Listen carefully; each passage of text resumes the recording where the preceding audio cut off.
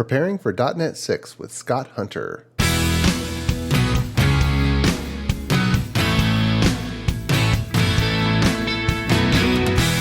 The Azure DevOps Podcast is a show for developers and DevOps professionals shipping software using Microsoft technologies. Each show brings you hard-hitting interviews with industry experts, innovating better methods, and sharing success stories. Listen on to learn how to increase quality, ship quickly, and operate well.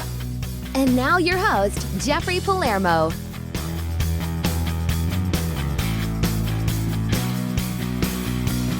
Welcome to the show. I'm Jeffrey Palermo, your host for helping you and your teams move fast and deliver quality and run your software with confidence in Azure, all while using everything the .NET ecosystem has to offer.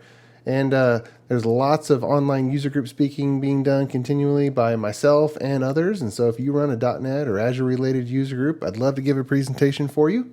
Our sponsor, ClearMeasure, makes this podcast happen. We're a software architecture company that empowers .NET teams to be self-sufficient and able to deliver world-class results. So if we can help, please get in touch. And if you're a .NET software engineer who wants a path to become an architect, then we're hiring. I'd love to work with you. You can go to clearmeasure.com/careers. And also be sure to check out the new video show, Architect Tips.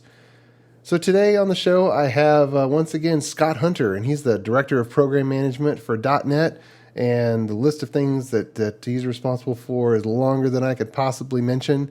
But Scott, welcome back to the show. How are you, sir? Doing great. Glad to be here. Absolutely. Well, we've got a lot of stuff coming up, and episode 119, we were talking about .NET 5 with you, and now we're already talking about .NET 6. A lot's coming up.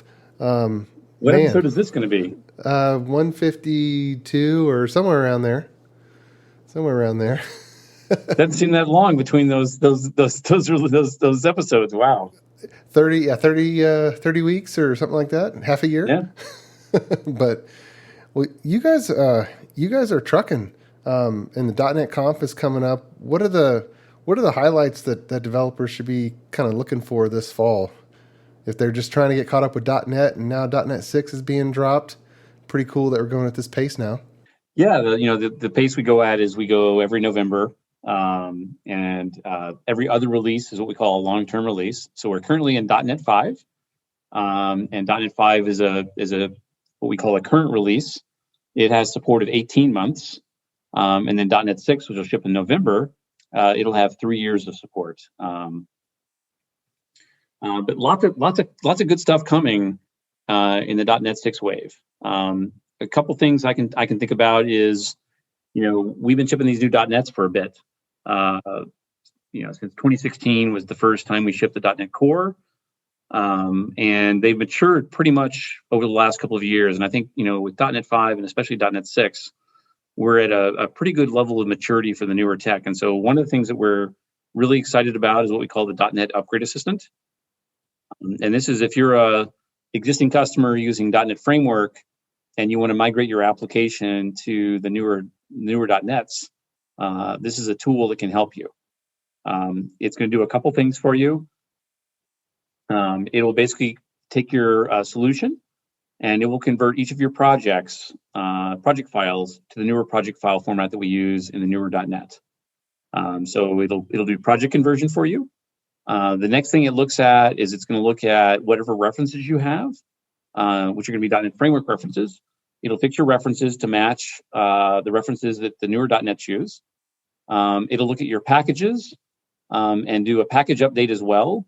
If you're using like some Windows, APIs and stuff like that, it'll add a package, our Windows compatibility package, and then it can do. It's got a built-in set of code fix-ups it can do for you as well. So if you're converting like a MVC application or a web API application, it knows that things like HTTP current are not there anymore, and it can do some updates and fixes in places like that. But it's really meant to be just a helper, for moving your projects to the newer tech. It won't do everything for you automatically, but it will do a lot of the grunt work that we found ourselves as we were moving things to the newer .NETs. We're like, wow, converting 7 project files is a pain. Fixing these references is a pain. So it kind of is a tool that we learned as we migrated a bunch of our stuff to the newer .NET. and we kind of put it all into a tool. And so that's we think with .NET 6, if you have .NET Framework apps you're still maintaining, now's a great time to go think about converting them to the newer tech, and we're trying to help you. So that's Now, is that going to be built into Visual Studio 2022, or is it going to be a side tool? Still? It'll be a side tool. Okay. We might put at least if you try to retarget to a .NET Framework application to .NET 6, maybe we pop you to a web page where you can see the tool. We don't want to put it in Visual Studio because people will assume if it's in Visual Studio, it'll just do it all for you and it'll just work. Yeah. I have converted applications that only took me about 10 or 15 minutes to convert after using the tool, but mileage is going to vary. It primarily is best used for WinForm, WPF, ASP.NET MVC, and ASP.NET Web APIs. Those are the four, or a class library or a console application. But those are the primary applications that'll convert the easiest using the tool. From people that have used it, we know that over half the usage of the tool has been people moving WinForms and WPF projects forward into the .NET 5 or .NET 6 world. Now, do people have to worry about getting it up to .NET 4.8, or does it actually work? It's not going to care. You don't need to be on the latest .NET to use the tool. The tool is going to work fine if you're on .NET 2 application, .NET 4 application. Oh, sweet. So that doesn't really care. I'm guessing for the people that have pretty extensive web form applications, for those people, is it no, you're on your own, or will it convert the rest of the solution of class libraries and entity framework code and all that, and just leave the web forms? That's what it would do today. Is it would basically convert the stuff it could convert and not touch the stuff it couldn't convert. So it would still be a step along the way. If you have a heavily WCF app or web forms app, those are probably the two that would be the hardest to move at this point in time.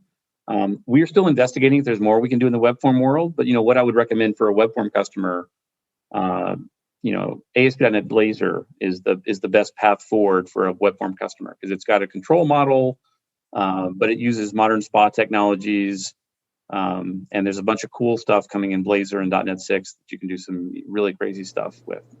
Yeah.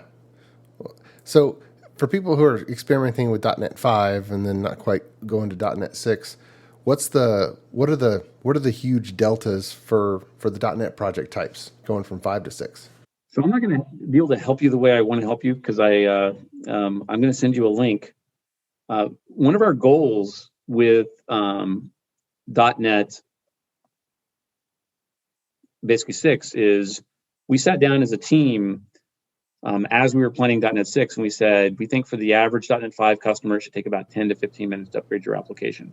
Okay. So there's not going to be a ton of breaking changes between .NET 5 and .NET 6. So don't feel you have to wait for .NET 6. .NET 5 is a great path to get to .NET 6 because it should be very, very trivial to update your app. I will send you a link, Jeremy, that you can share with everybody if you want. Oh, yeah, absolutely. I called you Jeremy, not Jeffrey. We have an awesome webpage that has a list of all the breaking changes that you can go to, and it's very clear. So we're trying to be very, very good about documenting all the changes between the products that would require you to change a few things here or there. Yeah, way better than we've done in the past. This will be an area you'll see us focus more and more on as we move forward. We want customers to always be on the latest version. So whatever we can do to make it easier to get you there, we're going to do. Well, I'm looking forward to not just framework stuff, but the tooling enhancements. Like, we're doing a lot of work with Blazor. Blazor server side has been a dream for some time, but the WebAssembly debugging and the tooling around that, that's new. Are there things that are not going to make it on the WebAssembly side for .NET 6, or what? How's that looking? Well, I would say the biggest thing that we want to do from the tooling side, and honestly, it's my favorite feature in the .NET 6, or tied with my favorite feature in the .NET 6 space, is something we've been calling hot reload. One of the benefits of .NET from way back all the way to now is .NET's always been a very high performant technology for building web applications, desktop applications, whatever you're building. But .NET is a compiled technology, just like C++ or Java is. And what we typically find is what we call the inner loop, and that is I make a change in my code, and I see how fast it reflects in my application.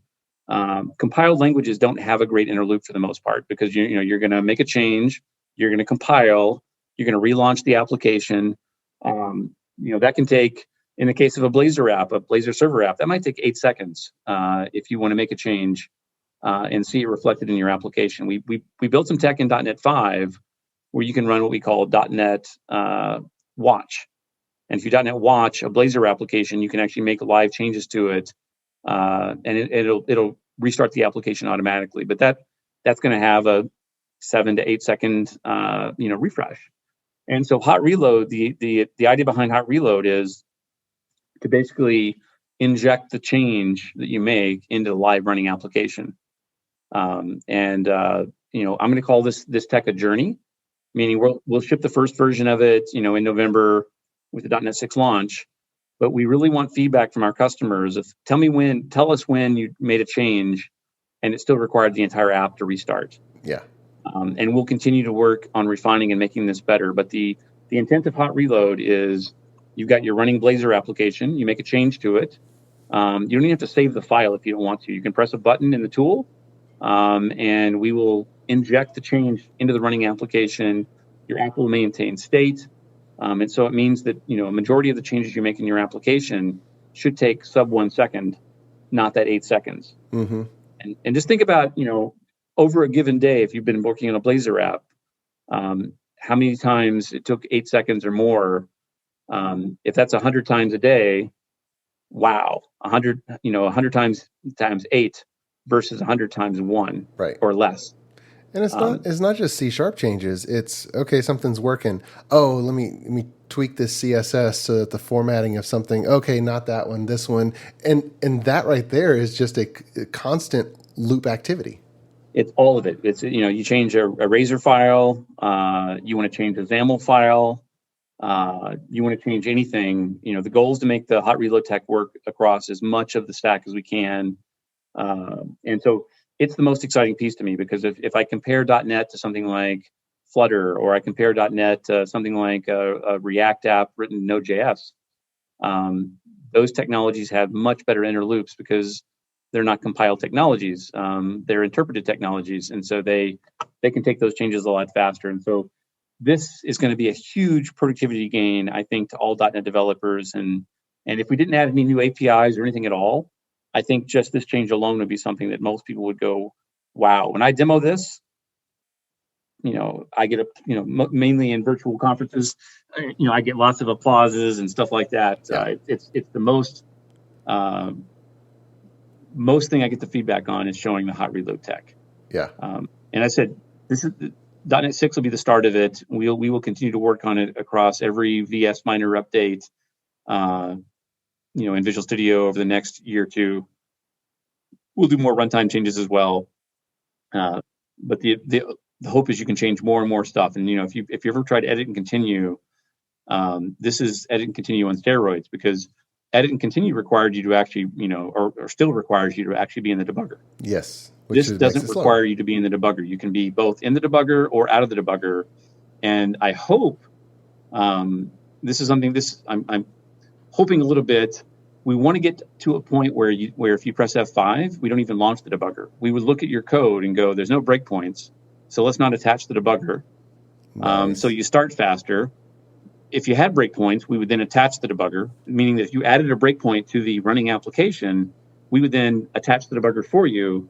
I want to get to that kind of model where it's an even smoother tooling experience than we have today. So that's always been a point of education for younger .NET developers. Hitting the play button on the toolbar or hitting F5. It's like, no, you're not debugging. Hit Control F5. And so what I'll tell you is 98% of all .NET developers press F5. Yeah, because that's the default. It's the default, and most people press the default. And so how much time can we save you by making the default not do as much work? What I can't tell you is I don't know if that 98% doesn't have breakpoints or not. But But it shows you there's a huge opportunity there. And so we think this will be one of the biggest changes in .NET, in the past 15 or 20 years or so, just because it's such a, can we give you the same productivity that you get from a non-compiled language from a compiled language? Many thanks to our podcast sponsor, ClearMeasure. ClearMeasure is a software architecture company that empowers clients' development teams to be self-sufficient, moving fast, delivering quality, and running their systems with confidence. Whether starting a new project or developing new technologies or techniques, ClearMeasure sets up your team to deliver world-class results. Learn more at www.clearmeasure.com. ClearMeasure, empowering software delivery. There's also been some talk about simplifying simple, or the minimal .NET program. What's it going to look like? Approachable. I hate the term minimal because it sounds like we're minimizing something, but what you're talking about is it's an effort that we started actually with .NET 5 a little bit. C# 9 started bringing some of these changes to .NET. It started with top-level programs, and this is, you've been doing .NET for a long time, so it's like, hey, I just want to write hello world to the screen. Well, in a .NET application, you need to have a class, and inside that class, you need to have a method called main to make that work. And many other texts, you just write some code and run the code. Right. And so with we started off doing that in .NET 5. And then in .NET 6, we're going to take that to another level. You might have seen this feature already. We have a new feature called global usings. And so how many of your .NET applications have the exact same using system, using this? Text.json, all kinds of just basic stuff. And so it's the same code copied, in 20 files in your application. Right. And so we put some new tech into C# where you can have these global usings, and so we can make a lot of those go away. And so if you're building an ASP.NET application, a lot of the ASP.NET usings that would be in all applications, all files, we now just turn them on by default. We're like, hey, ASP.NET applications need these things. So that removes a chunk of code. Yeah. And then there's a bunch of work we've done in I'll get to the final piece of this. If you write a Lambda, which is a semi-newer C# thing, it's been around for a while, but and Lambdas are in most programming languages. But in .NET, in many cases, Lambdas required a bunch of typecasting. And so we'd start looking at building a web API using some Lambdas, and we're like, oh, yuck. You have to typecast this to that, and this to that. And so we've made Lambdas a lot smarter in .NET 6 as well, where they don't require as much typecasting as they did before. And then finally, the final part of this is we then looked at the ASP.NET framework and said, hey, we have a great framework if you want to build applications with lots of APIs. You have a controller class, you fill a bunch of methods in, you can put attributes on them.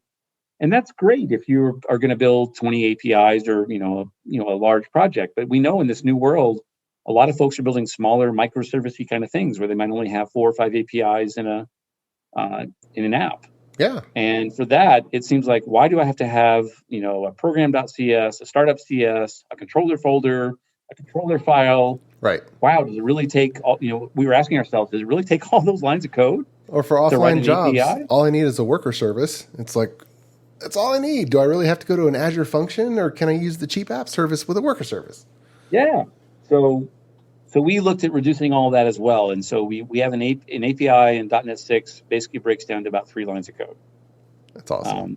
And as I said, that's not for everybody, but we think it's a good way if you're learning .NET to feel like, because I remember, I'll date you and I, Jeffrey, when we back in the day. Active server pages? No. I was going to date us more with all the work we did in MVC back in the days. Oh, yeah. 08, 09. And I remember some of our web form developers would come to us and go, where do I write my first line of code? Yeah. Because you'd have to go figure out that, no, it's not in the program.cs. No, it's not over here. Oh, I have to go in the controller folder. And how would you even know those things? Yeah. And so we think when it comes to learning .NET for the first time, being able to write an API, and by the way, Node.js lets you write an API in about 3 or 4 lines of code as well. So some of this also is making .NET more approachable for somebody that's not building a huge enterprise class API. We've always been great for supporting high performance, huge APIs, but that's not everybody that needs that. And so we want to have .NET be able to go on both sides of this. But our hope is to take a lot of those features in C# I mentioned and apply them to not just ASP.NET applications, but all the other application types as well. So if you're building a worker service, can we reduce the amount of stuff required there as well? And so can we, use a top level program so you don't need to have a main class? And so you're going to see us take these features and replicate them through all of the workloads that we have in .NET. And our hope is it makes .NET easier for beginners, more approachable even for experts as well. How much of that is going to make the .NET 6 release, do you think? Pretty much everything I talked about should make the .NET 6 release. Oh, nice. You can't do all of it yet. Some of the language features are just now, they're going to start lighting up in the next preview build of Visual Studio. And that's why, it's been tough for me because I've seen the internal builds and then I can't use them on my machine. I only run public previews. I don't run internal previews. Yeah. And I'm like, I can't do any of this yet. But it's the next preview that should be the one that brings most of this into the main tool chain. Got it. And so I'm super excited about that. Yeah. Well, I'm planning to. I'm going to teach a Boy Scout merit badge class on computer programming, and I'm thinking, okay, how am I going to lay out and teach effectively middle school and high school boys programming and use C#? And so this is really interesting because it's going to be great. You write your entire app in a single file. Yeah. Which is what they need. They don't. At that point, unless your code is more than a couple hundred lines of code, you don't need to start organizing it, breaking it apart like we do for our crazy huge enterprise scale apps. Well, the applications have gotten so big, all the ceremony, but my first paid programming job was in the early days of active server pages, and there was an ASP file, and if I wanted to just write a few lines of code that did something and then that was it, that was all was in that file. I still used some of that tech not too long ago for the same reason. I just wanted something simple, and I didn't need a bunch of files and ceremonies, so I just wrote it in one of those classic ASP apps. And it still works today. Yep. It still works today. It is still part of Windows Server, and likely will be part of Windows Server forever, I would assume. So. Yeah, absolutely. Actually, one of our clients just came back, and it was the original company that I worked for, and I looked back on the code base of an application that I wrote for them when I was 19 years old, and they're still using it. It's amazing. So, all right. Well, before we run out of time, Maui is like the big, huge excitement. It's like, man, I can now C#. Like pulling all this together, where Xamarin was kind of like its unique thing and a little bit different tooling and all that. I'm excited just at the premise of taking the standard .NET stack and like, okay, now let's put this on the iPhone. Now let's put this on Android, as well as Mac and Windows and all that. Yeah, for folks that don't know it, you've been able to build apps, for mobile devices, iOS and Android, for a long time in .NET. There was a company called Xamarin. We acquired them in 2016. But for whatever reason, because it was always an external stack, people still, even today, this year, don't think of it being built in. Yeah. And so one of our goals in .NET 6 was to finish with the job what we call unifying .NET, which is making sure all the workloads, whether it's web, mobile, desktop, IoT, ML, whatever, can all be done with the same project file, the same SDK, all that stuff. And so now the Xamarin Tech is actually officially in .NET. It's not a bolt-on. It uses the new project file formats. The applications have the same structure that you would see in a typical like ASP.NET application. But I think one of the cool things that's there as well is, Xamarin for the most part was primarily focused on iOS and Android. And we've opened this up to be for Windows and Mac as well. And so what Xamarin does, or Maui now, it lets you build apps using native controls. So if you're on Windows, it's going to use WinUI. That's the latest Windows tech for building a modern Windows application. If you're on a Mac, it's going to use what we call Mac Catalyst, which is a technology for making it easier to port iOS apps to the Mac. And it uses native iOS, native Android on those platforms. And so that gives you the ability to write an app that uses native controls across all the platforms. Something else that's new is in our previews, it's still not 100% down to this, but our goal before we ship is to have a single project. A Xamarin project had a project for each UI, one for iOS, one for Android, and then a shared project that you shared the code across them. We want to move all that into a single project. So you basically have a single project that you can run on all those devices. And then there's, one more flavor of it that's really, really cool, is we have a Blazor view control, Blazor Web View that you can actually put into a MAUI app. And that means you can actually, what if you want to have a web app? You're mainly a web company, but you want to be able to make your web app act like a native desktop application. Well, now you can just take an existing Blazor project, bolt it into a .NET MAUI application, and now you've got a native desktop application that's running your web app. And your web app, at this point, because it's a native desktop app, can actually call all the APIs on the Windows, all the APIs on Mac, all the APIs on iOS or Android. Many of us are running what we call Electron applications today that are doing this today. If you're a Node.js developer, applications like Microsoft Teams or Visual Studio Code, Spotify, Slack, et cetera, et cetera. Yeah. They're all web applications. And they're web apps because web's a great way to build UI that looks the same across all the platforms. But they need native access to audio decoding, video encoding. And so I'm happy to give you that as well. So I think .NET MAUI is going to be a huge space as we move forward, where you can choose to use native controls, web controls, or you could actually mix both in the same application. I think .NET 6 is going to be touching the beginning of this journey. And you'll see the tech get a lot better, as we mature it. But it's going to give .NET a great way of building apps that run on all the devices out of one project, whether you're using, web UI or native control UI. Yeah, that is going to open up so many opportunities that they were open before, but they might have almost doubled the cost of the project just because of the additional development, as opposed to I was hearing about over 25 years ago, the big, Sun Microsystems Java thing was write once, run anywhere. It never actually accomplished that, but now C# is accomplishing that. I think we're going to come pretty close to accomplishing that. And you might be, if you're listening to this, you might be going, my web app doesn't need access to native stuff. And I'm going to go, you say that, but we were working with a customer and their application, which was a web app, needed access to be able to control and open the cash register drawer. That's USB or serial port or something.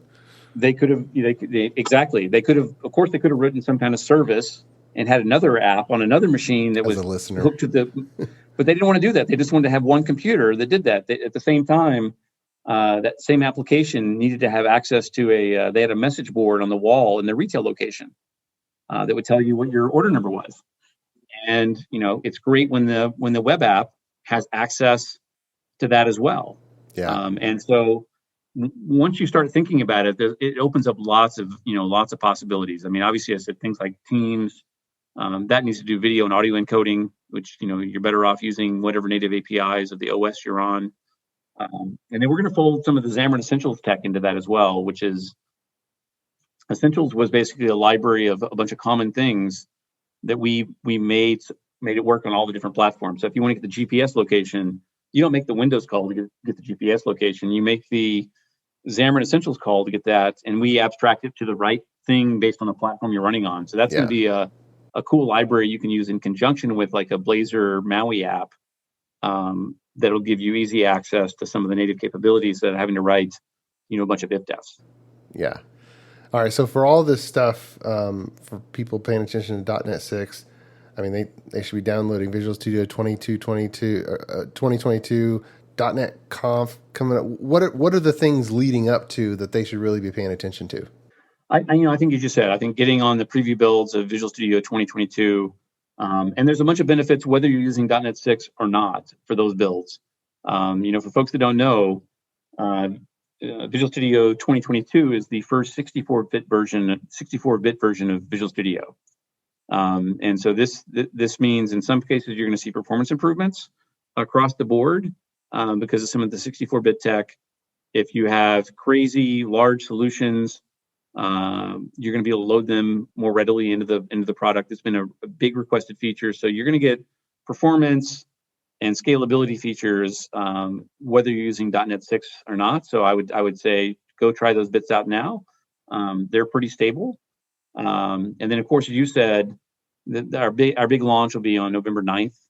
That'll be the actual RTM of .NET 6, and that will also kick off with .NET Conf, which is our virtual event. It's about half Microsofties and half the community that'll be demoing and showing off and showing you how to get the most out of things like the minimal web APIs and .NET MAUI, hot reload, some of the 64-bit tech in Visual Studio. We'll show off the upgrade assistant. So there'll be lots of great stuff to go check out in that time frame. And yeah. Well, it just feels like for someone who's been in .NET for over 2 decades now, it seems like this is one of the biggest releases in a while. So I think the excitement's there. To me, it is the biggest release in a while because, as I said, we've been on this journey of reimagining .NET and then trying to put all of the pieces back together into a single cohesive SDK. And so, I just can't imagine. Could you imagine, Jeffrey, in 2008, ever thinking there'd be a day that you could actually just download an SDK with no Visual Studio on the machine, build a new application, run from command line? We have great support for command line. We have great support for tools. It's such a different era than it was back then. And, right. Desktop, web, mobile, all. Right. That's right. System on a chip, everything. It's crazy. And some other things, we're also adding support for Apple M1 chips. We're adding support for Windows ARM 64 across the whole platform. So, whole new devices you can target with this. Imagine building a Windows app that could have all-day battery life. Yeah. It's going to be cool. It's a great time to be shipping .NET and to be a .NET developer. Yeah. Awesome. Well, hey, Scott, thanks for coming back on the show and sharing what's coming up and what to be looking out for with .NET 6. It's going to be a mega release. I appreciate you coming on. Yeah, hopefully I get to come down to Texas sometime soon and see you. Yeah, do it. It'd be great. And until next time, keep shipping. You've been listening to the Azure DevOps Podcast, a show for developers and DevOps professionals shipping software using Microsoft technologies. Go to www.azuredevops.show for show notes and other episodes. On behalf of your host, Jeffrey Palermo, and our sponsors, thanks for listening, and may God bless you.